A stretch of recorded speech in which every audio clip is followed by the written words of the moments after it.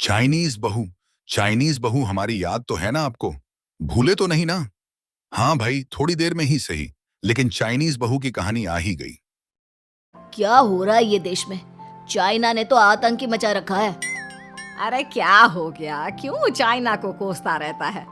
भूल मत, तेरी ससुराल चाइना की ही है।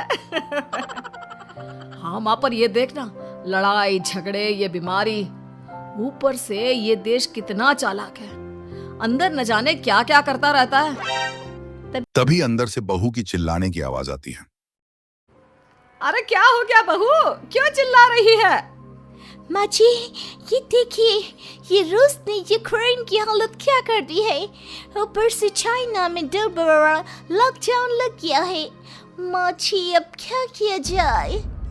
अरे तो तुम लोगों को क्या परेशानी हो रही है, मैं तो यही नहीं समझ पा रही हूँ। वो क्या है ना माँ, हम लोग चाइना जाने की सोच रहे थे। सांगसू के भाई की शादी है। तो क्या? अरे कौन सा उन लोगों के यहाँ भाई घोड़ी चढ़ता है जो बहन काजल लगाकर नेक लगी? माँ जी, उसकी आंखें बहुत छोटी छोटी है। उसमें या तो पुतली रह सकती है या काजल। साले की पुतली निकाल कर काजल लगा दो, अंधा कहीं का। क्या क्या बोले तुम मेरे भाई के बारे में? अरे नहीं नहीं बहू, वो तो बोल रहा था कि तुझे नेक मिल जाएगा। हाँ, बहन है ना तो उसकी। नहीं नहीं माँ जी, मैं सब समझती। ये मेरे भाई का मजाक बनाते रहते। कितना सीधा है मेरा भाई, बिल्कुल छिपकली जैसा। नहीं नहीं बहू, सीधा गाय जैसा होता है। सही पकड़े हैं माँ जी। हाँ, तो मेरे भाई की शादी है, मैं चाइना जरूर जाऊंगी। तभी पड़ोसन आ जाती है। अरे नहीं नहीं बहू, तू कहीं ना जा। हम लोगों का मन कैसे लगेगा तेरे बिना? ले बहू, तेरे भाई के लिए ये शॉल रख ले, हमारी तरफ से गिफ्ट कर देना। अरे सब कितने अच्छे हैं। मेरी चाइनीज बहू को कितने प्यार से तुम लोगों ने एक्सेप्ट कर लिया। सच में बड़ी भाग्यशाली हूँ मैं। कैसी बात कर रही है? ये तो हम लोगों के देश की खूबसूरती है कि हर किसी को दिल से अपना लेते हैं। बस वो भी दिल से हमें अपना समझे। कैसी बात कर रही है आंटी जी? मेरे लिए आप सब सासू माँ जैसी ही हैं। मुझे भारत बहुत अच्छा लगता है। ये सबसे अच्छा देश है। मेरा भारत महान।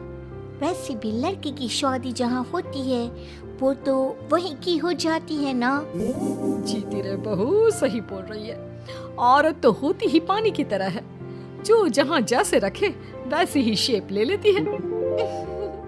आंटी जी, ये थोड़ा सा ज्यादा हो गया। समझ नहीं आया। नो प्रॉब्लम, मैं चाय बना कर लाती हूँ। फिर क्या, वो दिन भी आ जाता है जब बेटे बहू को चाइना जाना पड़ता है। वहां जाकर बहू का भाई कहता है, मेहरबान आ गए, मेहरबान आ गए।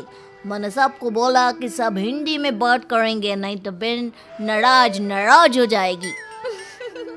थैंक्स बॉय, हिंदी मेरी भाषा है। आप मुझे उसमें बात करना अच्छा लगता है। आपने जीजा जी से मिलो। ओ बहन, तुम अंदर। सभी बहुओं को आंगन लेकर चली जाते हैं, लेकिन सांग्स का पति, वो तो बेचारा चाइना के ससुराल के आंगन में अकेला खड़ा रहता है। काफी देर तक जब कोई उसे नहीं पूछता तो वो माँ को घर पर फोन करता है। हाँ बेटा, पहुंच गए ना कुशल मंगल? हाँ माँ, लेकिन सांगसू पता नहीं कहाँ है। वो तो अंदर गई है, तब से बाहर आई ही नहीं। अरे कैसी बात कर रहा है? तो तू अंदर चला जा, तू बाहर क्यों है? अरे दामाद है तू वहाँ का। उन लोगों ने तुझे बिठाया, चाय पानी कुछ नहीं पूछा? नहीं ना माँ। तभी सामने से सांगसू आती है। क्यों आप अभी तक तैयार नहीं हुए? और ये बैग लेकर क्यों कमरे से बाहर आए? इसे वहीं रख देते। कमरा? कौन सा कमरा? अरे कैसी बात कर रही हो? जब से तुम अंदर गई हो मैं बाहर ही तो खड़ा हूँ। बहू को बहुत हैरानी होती है और गुस्सा भी आता है। तभी उसका भाई और माँ आ जाते हैं। और सांगसू, अंदर खाना लग गया है। पहले ये बताओ कि मेरे पति को किसी ने खाना या पानी क्यों नहीं पूछा? वो भारत से ससुराल पहली बार आया है, वो भी मेरे कहने पर। उनकी इज्जत क्यों नहीं की? देख बेटी, तूने जबरदस्ती जिद में शादी की थी तो हम लोगों ने कर दी, लेकिन अब तुम ये सोचो, पूरी चाइना में मैं इस इंडियन को अपना दामाद बताऊं? So sorry। हाँ संगसू, और तुम भी चुप रहना, नहीं तो वो लोग मेरी शादी तोड़ देंगे। ओह, ऐसी बात है। कोई बात नहीं, मैं बाहर होटल में रह लेता हूँ, तुम वही करो जो ये लोग चाहते हैं। कैसी बात कर रहे हो? शादी के बाद पति जैसा भी हो, जो भी हो, पति होता है। वैसे भी तुम्हारे पूरे परिवार ने, सबने बिना सोचे मेरा साथ दिया, मुझे एक्सेप्ट किया, प्यार किया। मैं अपने देश में आपको अकेला कैसे छोड़ सकती हूँ? ये हिंदी फिल्म का ड्रामा बंद करो, मैं अब ये बर्दाश्त नहीं करूँगी। चुपचाप अंदर चलो, नहीं तो ये शादी वादी यहीं खत्म करके इसे अकेले ही इंडिया जाना पड़ेगा। कैसी बात कर रही हो माँ? ये मेरे पति हैं। है नहीं था, हम लोगों ने यहाँ वकील को बुला लिया है, जिसके बाद अब तेरा तलाक करा के हम यहाँ के चाइनीज लड़के से तेरी शादी करा देंगे। अरे कैसी बात कर रहे हो? हम तो यहाँ तुम्हारी शादी के लिए आए थे। नहीं नहीं, मैं सांगसू के बिना नहीं रह सकता हूँ। हाई वोल्टेज ड्रामा होने के बाद से ही सारा माहौल खराब हो जाता है कि तभी एक लड़की आती है। मैंने सारा इंतजाम कर दिया है। सांगसू की शादी का मंडप परसों लग जाएगा, तब तक इसके पति को कमरे में बंद कर देते हैं। सभी सांगसू के पति का हाथ बांधकर उसे कमरे में बंद कर देते हैं।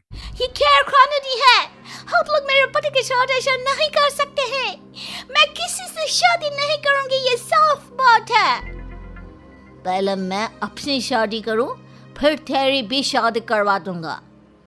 सब कुछ तय हो जाता है, भाई की शादी हो जाती है। फिर वो दिन भी आ जाता है जब सांगसू की शादी वो लोग जबरदस्ती करने के लिए उसे मंडप ले जाते हैं। ऐसा मत करो, ये मेरी बीवी है।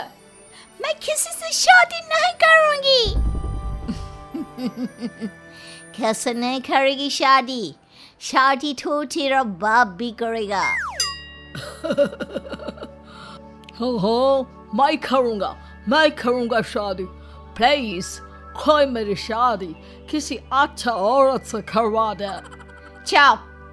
फिर माँ सांगसू और उसके पति से कहती हैं,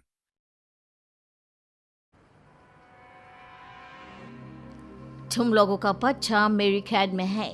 अगर तुम लोगों ने कोई भी होशियारी की तो मैं इस बच्चे को मार दूंगी। दोनों माँ का रूप देखकर हैरान हो जाते हैं।